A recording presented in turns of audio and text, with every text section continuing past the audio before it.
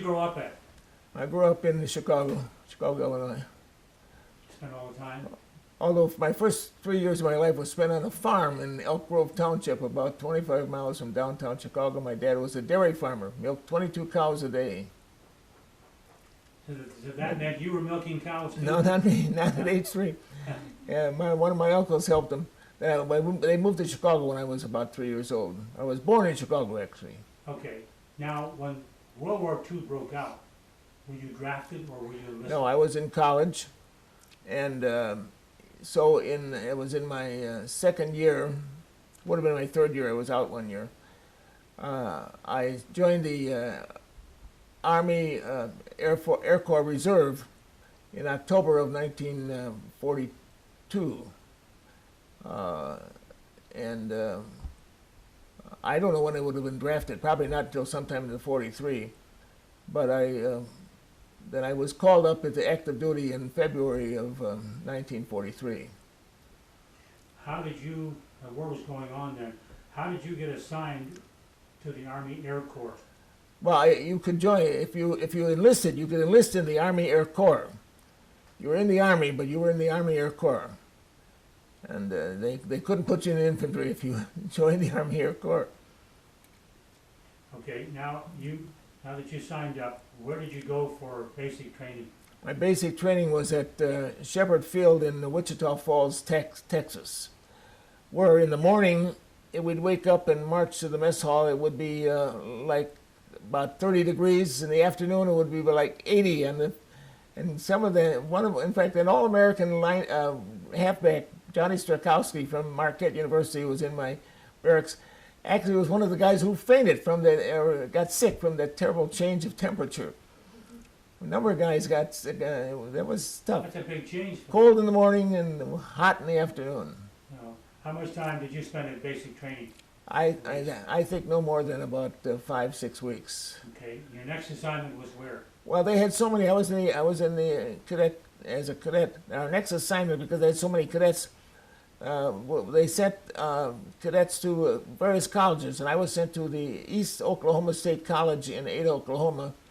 And then they had to decide how long would stay. Well, since I had 2 years of pre-engineering in college and had been a draftsman and so forth, I was in the first group, so I only stayed there 6 weeks. Some guys stayed there 3 months. It would have been great to stay 3 months.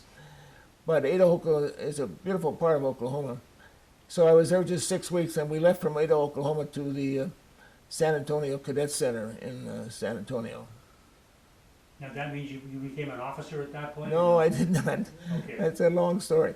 Okay. From there, then, I went to Ellington Field, which is actually Houston, but really halfway between Houston and Galveston. I went through a hurricane there, by the way, where we were holding down airplanes, which was another interesting story I could tell you more about.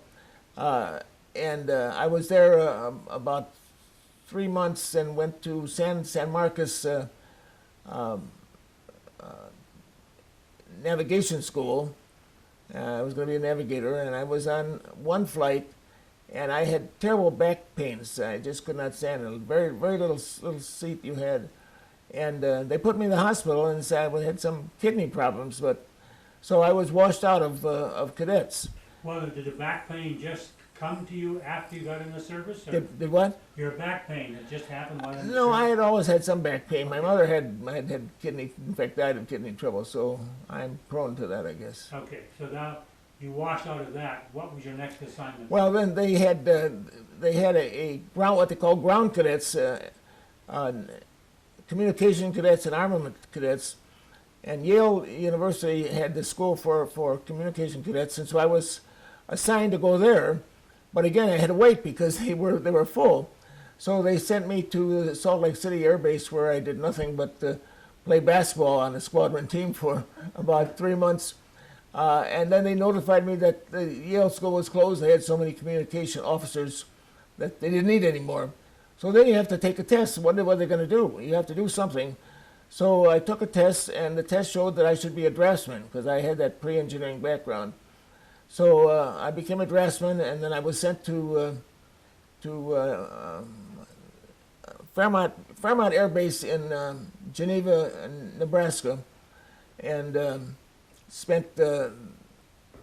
I was there then till November of 1943, and I was assigned to a squadron. It was the 398th Squadron, 504th Group, 313th Wing in the 20th Air Force. And from there we went to Tinian in the Marianas. Flying, I was as a draftsman. I was part of the squadron operations, headquarter operations, which enabled me to fly over rather than go by boat. And so I landed in Tinian on January 1st, 1945, and was on Tinian until about Thanksgiving of that year. By that time, the war was over. And then I went home, not on an airplane, but on an LST. They had about 200 of us in the landing ship tanks. From Tinian to Pearl Harbor, it took us 2.5 weeks to get there. And that was some trip. But anyway, my main service was on Tinian, where I worked with the squadron operations, and my job was keeping track of the missions. And I had to make a big chart and keep track of, we had eight planes. And we lost one that I had to make. What kind of airplane? All B-29s. We were B-29s. And in February of 1945, the B-29 was meant to fly at 30,000 feet with the Norden bomb sight. But at 30,000 feet over Tokyo, they hit 200-mile-an-hour headwinds. Now, if the plane's going 300 miles an hour, that means you're going 100 miles an hour in terms of the ground. And we lost planes. We lost one plane that way. So they decided that this was not a good thing to do. It's beginning March 6th, as I recall, because again I was keeping the chart. March 6th, about 500 B-29s flew over Tokyo at night at 5,000 feet and dropped firebombs. And I'm convinced that more people were killed that night than were killed in either of the atomic bomb disasters. Where did 500 airplanes come from? Where do you put them Well, all? Tinian, we had 4 2-mile airstrips on our north field where I was stationed. In the middle of Tinian, and Tinian is an island of about 12 miles by, at the widest part, maybe 5. In the middle of Tinian, we had two strips of 2 miles. Saipan, just 3 miles across from us, had I think two long strips, and Guam. Saipan was how close? Saipan was just 3 miles between Tinian and Saipan. Okay. In fact, I went over there twice. I had buddies in the Marines, in the third Marines, second Marines, I guess it was, who had been in a lot of fighting, and I was able to fly over there twice in a little flight on a DC-7, a C-47, where you take off and do a dog leg and don't even lift up the wheels and land. And so twice I was able to get over to Saipan and visit my friends while the war was still going on. And then the Guam had, I don't know how many strips Guam had, but we had more B-29s on Tinian than Guam and Saipan put together. So there were about 1,000 B-29s in the area, Oh, I had in no the idea. Marianas. No idea the number was that high. Yeah.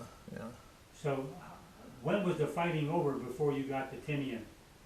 About 6 months, a year? No, maybe a month. There were several Japanese on the island when we landed, so we had to do guard duty, and they were up at the hills at the south end of Tinian. We're not all clear until maybe March. It took a couple months before they felt that we were perfectly safe. Wow. Now, did you witness the atomic bomb? No, Was it there when you were there? No. We knew, this was in August, late July, we knew something big was up. We heard about some big bomb, but we had no idea. How did you hear about that? Well, the rumor comes around. I don't know. The rumor spreads, that there was a big bomb. In fact, as far back as being in Nebraska, we had one crew, a great crew, forget their name. The crew was taken away from us, and we were told there was something special. Now, they were not the crew that dropped the bomb, but apparently they took a number of crews from different squadrons and decided who would be dropping the bombs. So they were all getting the same training. Yeah. And then they had So to pick up. again, as far back as Nebraska, Fairmont base, we knew something was up. But then on Tinian, the planes are on our field. We know something special is up, but we don't know what it is. And so we don't know that the bomb was dropped until that plane came back. And then 3 days later, the second plane took off, and as you know, bomb not How do you know? Did the crew tell you that they dropped the bomb? No, I never met any of the crew. Never met. No, well, it became news right away, even in the newspapers here in the States. Yeah. And we had we had Armed Force Radio. We knew what was going on in the States, and we could listen to football games and baseball games and so forth. So when you were on the island, the Japanese defenders weren't personally a problem for you, but were they still fighting, or were they just hiding? No, they apparently were coming out at times because there were a couple of incidents, not on our base at our field, but they were there. In a couple of months, there was nothing. Then I think at the end of the war, in fact, somewhere along the line, I think some Japanese came out of the woods 2 years after the war was over because they didn't know the war was over. Yeah, I remember that. Yeah. Well, did you have any very unusual things happen to you when you were in the service? Well, no, except it was an exciting time. We have planes taking off almost every day. We lose one or two. We lost our major. We lost one. As I said, we lost one flight in February, and we had a replacement crew come out, and our commander, Major Dwyer, took them on a test flight. And Tinian is basically has cliffs all the way around. Only about two beaches where they could land, and in fact, we would swim from one of those beaches. And then with these cliffs, and then since the island's round, to build a 2-mile strip, you at the end was almost like a cliff too. That there's a false cliff, and Major Dwyer and he was just a great guy. He took this flight up. And they did a big circle and came in too low, and they hit the cliff, and he was killed. The whole crew except the tail gunner. The tail gunner survived, and ended up in our barracks, severely burned, but he was all right. In fact, he flew again. He became part of another crew later on. That was a sad thing. But what did they have you doing specifically when you were in Tinian? Did you have a specific job? My job was to keep track of the missions and record them. And when we lost another plane, Major Hardbeck, he was about a 23-year-old major, a graduate of West Point, and just another great guy. And on May 29, we had about 1,000 planes flew over Yokohama in daylight, because by this time the Japanese didn't have the planes to fight, and I guess was the war over by then? No. This is May. No, the war is not over till 45. Till August. This is May. This is 45, but it's May 29, 1945. The war is over in August, and one plane was shot down. It was our plane, Major Hardbeck. So again, I have to build a whole new chart because we don't want to have and redo the whole thing. But my job was basically keep track of the missions, and then there was lots of times I would drive a jeep to bring messages here and there. I was sort of a man of all trades, so to speak, running around doing what they wanted me to do. Okay, what did the 1,000 planes? That's a lot of airplanes. I can't picture that. Yeah. What did the 1,000 airplanes do over Japan? Well, they do. I think in most times it was usually 500 at a time, but I was told 1,000. That may not be right, but okay. that was the rumor. When I flew on September 2nd, the day of the surrender, I was able to beg a ride on one of our crews. On that day we had 500 B-29s fly over Tokyo at 5,000 feet, fully armed, because they still didn't trust the Japanese. In fact, at one point I saw a C-47, a C-54, a 4-engine plane, land. We wondered whether maybe MacArthur was on that plane landing at down below us. But we flew over Tokyo, which was a black mist. The castle was fine. The palace, it was not hurt at all for some reason. They were just lucky. But that was kind of an exciting day to fly on the day of surrender, to fly over Tokyo and see Fuji over there and to the left. I was able to fly another time. The truck was the headquarters of the Western Pacific for the Japanese, we never attacked truck. We just bypassed truck. Just let it be there, and then, so it was neutralized. But we would use truck as a practice bombing. So I can hitch the ride another on a bombing over truck. Not dangerous. It was just interesting to do. And one other time I was able to hitch a ride and get up to Iwo Jima. So I got to see Iwo Jima one time. So those are my only 3 times I flew a B-29. Not a hero, just a GI. Just a little excitement. And so Yeah, it was exciting, yes. Now, when the war was over, did you go home right away? Well, no, unfortunately, was it depending on your points? Yeah, how long, and the chaplain I was very close to went home right away, or within a few days. We went home. Let's see, the war is over actually on the 9th of the 15th of August is when this actual they surrendered. We went home on I think it was about Thanksgiving time on this LST to Pearl Harbor. We sat in Pearl Harbor or in Hawaii for about a week, and left then on the battleship Nevada, which was a big difference from being in the LST. And we arrived in Long Beach Harbor, as I recall, on the 22nd of December. And they had no place for us to go, though. You debark in a place called, well, it's the Los Angeles port. I can't think of the name of it, the Los Angeles port. Anyway, there was no spot for us, so we had to wait. We actually got off the ship in the Los Angeles port on Christmas Eve, so we sat 2 days, and that was hard to take. And so that's when I got off the ship and went to Marshfield. It took us by boat, by bus to Marshfield.